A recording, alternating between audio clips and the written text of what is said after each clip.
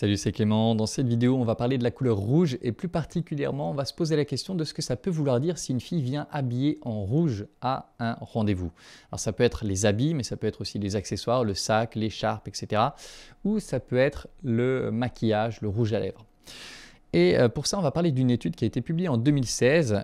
Et alors, c'est quoi le concept de l'étude? Le concept, je trouve vraiment marrant. C'est en fait, ils ont proposer à des femmes de participer à une expérience en échange de 5 euros.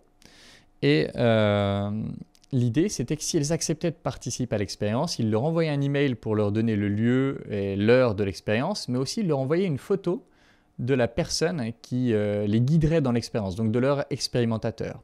Et en fait, ils ont pris deux photos différentes.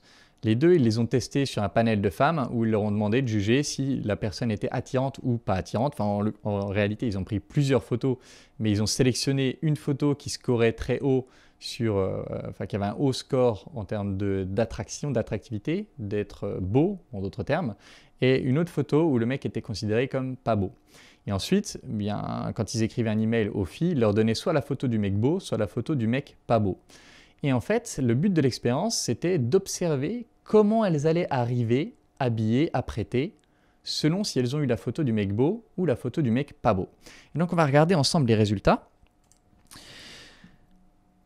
Et sur donc, les 27 femmes qui portaient du rouge, 21 étaient dans la condition attirant. Donc 21 étaient dans la condition où elles ont eu la photo d'un mec beau, soit 80% quasiment. Et ce qui était intéressant, c'est qu'ils ont aussi mesuré la quantité de rouge qu'elles portaient et ils ont pu voir que dans la condition attirant, les filles portaient plus de rouge que dans la condition pas attirant.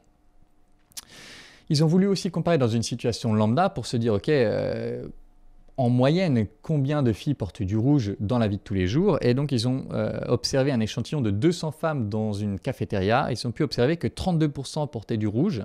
Et c'est ça qu'ils ont considéré comme le niveau de base. Et là, dans la condition attirant, il y avait 56% des femmes qui portaient du rouge, ce qui était là aussi statistiquement significatif. Qu'est-ce que ça veut dire? Donc en termes de conclusion, ça veut dire que quand les femmes pensent qu'elles vont interagir avec un homme qu'elles jugent attirant, elles ont plus tendance à porter du rouge. Et ça, c'est d'autres résultats que je ne vous ai pas présentés ici, mais qu'ils ont aussi pu mettre en évidence dans cette étude.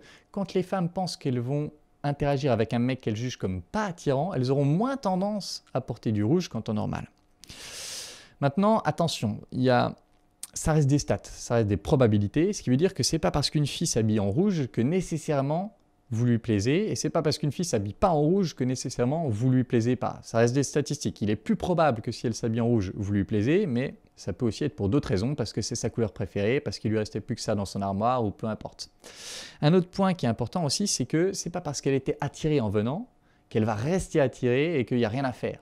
Ça reste après un rendez-vous, et comme tout rendez-vous, eh bien, ça reste une situation de séduction qu'il va falloir pouvoir faire avancer.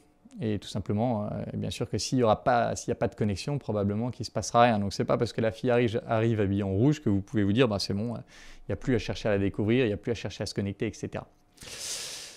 Maintenant, on peut quand même brièvement parler de pourquoi. Pourquoi est-ce que les filles ont plus tendance à mettre du rouge quand elles sont attirées que quand elles ne sont pas attirées? Et c'est hyper complexe, c'est-à-dire qu'on peut avoir que vraiment des vagues suppositions, mais il y a un peu 3 domaines que les auteurs mentionnent et dont on pourrait parler là. Le premier, c'est pour des raisons sociales, c'est-à-dire un apprentissage social. La Saint-Valentin, il y a du rouge. Les fleurs de la romance, c'est des fleurs rouges.